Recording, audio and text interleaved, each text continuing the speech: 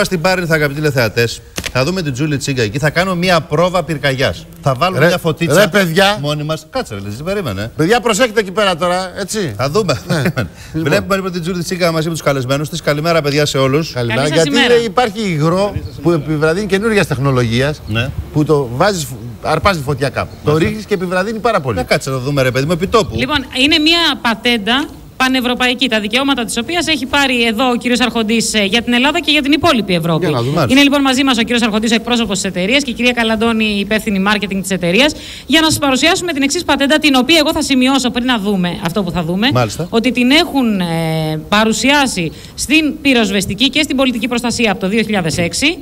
Και τώρα έχουν ενημερώσει σχετικά και το Υπουργείο Εσωτερικών εδώ και ένα μήνα και όλους τους αρμόδιους τέλος πάντων. Τι είναι? Είναι ένα υγρό το οποίο επιβραδύνει και στο τέλος σταματά τη φωτιά. Το οποίο μπορεί να χρησιμοποιηθεί για αντιπυρικές ζώνες, αλλά και για επίθεση εντός εισαγωγικών στο μέτωπο της φωτιάς. Μπορούμε να ξεκινήσουμε να βλέπουμε λοιπόν εδώ.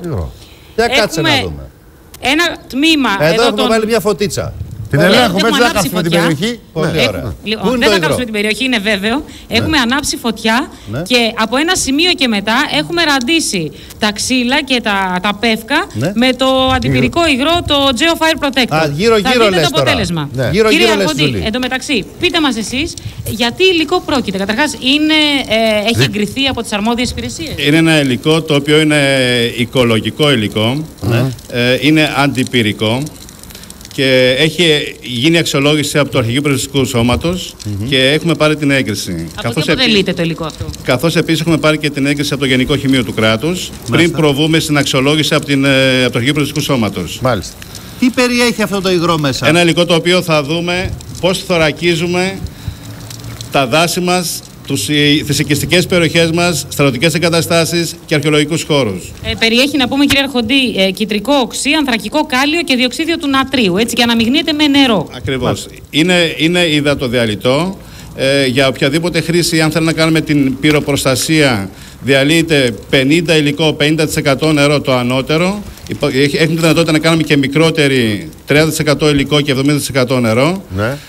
Και είναι για την πυροπροστασία. Πώς μπορούμε να το χρησιμοποιήσουμε δηλαδή? Μήπως μπορεί να χρησιμοποιηθεί αυτό, από αεροσκάφη, από ελικόπτερα, από επίγειες δυνάμεις, τα πυροσβεστικά οχήματα που υπάρχουν σήμερα, ακόμα και από τα αγροτικά ψεκαστικά μηχανήματα.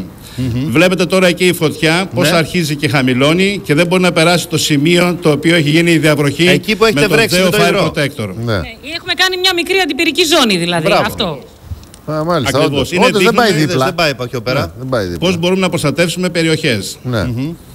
Πολύ κάναμε πριν το ίδιο πείραμα σε πολύ μικρότερη κλίμακα, κυρία Καλαντώνη, με ένα πολύ μικρό κομμάτι από αυτά τα σφουγγαράκια τα τύπου VETEX που αυτό, έχουμε χρησιμοποιούμε. Μπορεί να παραχθεί σε μεγάλες ποσότητες αυτό το υγρό? Βεβαίως μπορεί να παραχθεί σε μεγάλες ποσότητες.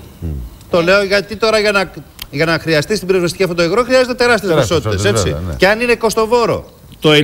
Το υλικό αυτό μπορεί να χρησιμοποιηθεί και σε περίπτωση άμυνας, να θωρακίσουμε μια περιοχή. Όταν βλέπουμε ότι υπάρχει μια πυρκαγιά σε εξέλιξη, δημιουργούμε αντιπυρική ζώνη γύρω από την οικιστική περιοχή ή οτιδήποτε θέλουμε να προφυλάξουμε ένα δάσος. Και τότε το ρίχνουμε το υλικό και τότε μας κάνει τη δουλειά την προστασία του. Μου λέγατε πριν, κυρία Αρχοντή, ότι με τόσες χιλιάδες ευρώ θα είχε σωθεί η Ολυμπία και με τόσες η Πάρνηθα. Με τι ποσά μου είπατε? Ενδεικτικά θα σας πω, γιατί και μια ερώτηση για το κόστος του υλικού. Πριν περάσει την Πάρνηθα θα είχε σβηστεί με 200.000 ευρώ η αξία του. Και για την Ολυμπία δεν θα ήταν παραπάνω από 50.000 ευρώ. Ασήμαντο είναι το ποσό μπροστά στην καταστροφή που έχουμε πάθει. Τώρα δεν είναι θέμα. Κυρία Καλαντώνη, το είχατε παρουσιάσει. Από την πυροσβεστική τι σας λένε, αν η πολιτεία σκέφτεται. Αυτό θέλω και εγώ να ρωτήσω λοιπόν. Αρχικά είχατε απευθυνθεί στη Γενική Γραμματεία Πολιτικής Προστασίας που σας είπε ότι η έγκριση πρέπει να δοθεί από την πυροσβεστική. Έτσι? Από την αρμόδια υπηρεσία που είναι η πυροσβεστική. Εμείς περιμέναμε μία ενόχληση, μία ειδοποίηση από την πυροσβεστική. Δεν έγινε ποτέ αυτό. Αισθανόμαστε την υποχρέωση και το καθήκον σαν Έλληνες πολίτες να παρουσιάσουμε την ύπαρξη αυτού του μοναδικού και πρωτοποριακού υλικού. Πιστεύουμε ότι η υπόθεση των πυρκαγιών είναι υπόθεση και ευαισθητοποίησης και κινητοποίησης όλων μας, πράγμα που το είπε και ο Πρωθυπουργός της χώρας μας. Ιδιαίτερα όμως περιμένουμε την ευαισθητοποίηση των αρμοδίων φορέων. Το υλικό είναι εδώ, το βλέπουμε, σταματάει μπροστά στην ζώνη, την αντιπυρική, την οποία έχουμε δημιουργήσει. Αυτό τώρα το υγρό πωλείται στην αγορά? Είναι στη διάθεση της πολιτείας, αρκεί Το υγρό αυτό δεν πωλείται στην αγορά, κυρία Καλαντώνη. Είναι η πατέντα της εταιρείας. Της δικής μας εταιρείας.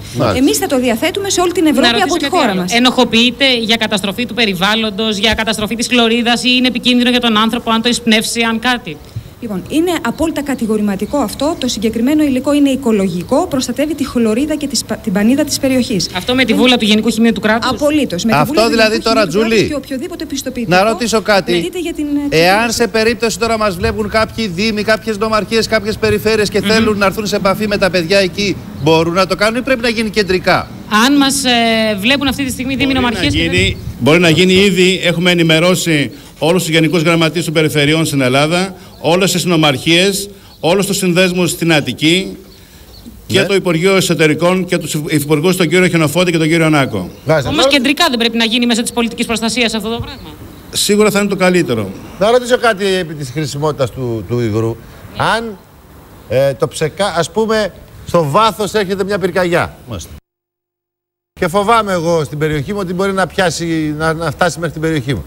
Και ρίξουμε το υγρό αυτό στη δασική έκταση και η πυρκαγιά φτάσει μετά από 2 μέρες. Κρατάει ή εξατμίζεται? Κρατάει και ενδείκνυται. Πολλές φορές το κάνουμε χρήση και από την αρχή του καλοκαιριού. Προληπτικά. Σε επικίνδυνες περιοχές. Μάλιστα. Μπορεί να παραμείνει στην επιφάνεια επάνω και να λειτουργεί αποτελεσματικά και διαλύεται μόνο με μια δυνατή βροχόπτωση. Είναι υδατοδελτό και δεν επηρεάζει τον υδροφόρο ορίζοντα. Μάλιστα. Ωραία. Πάρα πολύ σημαντικό. Είναι και μια άλλη παράμετρος που τώρα μου θύμισε η κυρία Καλαντώνη εδώ. Θα μπορούσε να χρησιμοποιηθεί στις χωματερές που τόσο συχνά έχουμε πυρκαγιές. Και αυτό σωστό. Μήπως είναι επικίνδυνο για τα ζώα, ρε παιδιά? Τώρα είμαστε εδώ και ψοφάει ότι κυκλοφορεί. Όχι. Σας έχουν διαβεβαιώσει από το Γενικό Χημείο του κράτους ότι απολύτως ακίνδυνο. Απολύτως ακίνδυνο. Μα βλέπουμε τώρα τόση ώρα εκεί, είναι φοβερό. Δεν περνάει από δίπλα. Το πείραμα που κάναμε είναι φοβερό. Δεν περνάει με τίποτα. Να σας πω μόνο για να καταλάβετε ότι τα πρώτα ξύλα που πήραν φωτιά τα είχαμε ραντίσει και με πετρέλαιο. Δηλαδή. Ναι, γεμάτα πετρέλαιο. Ναι, είναι εντυπωσιακό το πώς έχει σταματήσει εκεί. Μάλιστα. Ωραία. Πολύ ωραία. Πάτε. Μπράβο, ρε παιδιά που έχετε αυτό το υγρό. Άντε, μπας και ανοίξουν τίποτα μάτια και τίποτα αυτιά. Λοιπόν.